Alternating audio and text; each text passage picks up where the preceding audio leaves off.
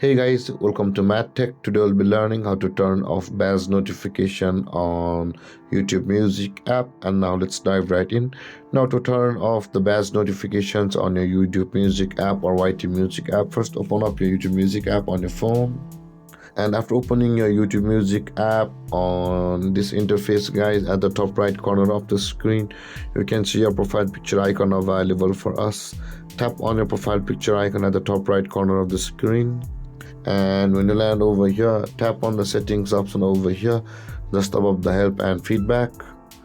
And when you land over here again, tap on the notifications option over here just above the privacy and data. And on the notifications interface at the bottom of the screen, you can see the new badges option, and it also says notify me on YouTube and YouTube Music when I receive a new badge. Now in order to turn it off, tap on the toggle icon at the right side of that option, and that notification which says new badges will be turned off. And with that being done, guys, this is how to turn off badge notifications on YouTube Music app. And if you have any confusions or questions regarding the topic, feel free to comment in the comment section below, and don't forget to like, subscribe, and hit that bell icon for more videos. Thank you for watching, guys. Peace.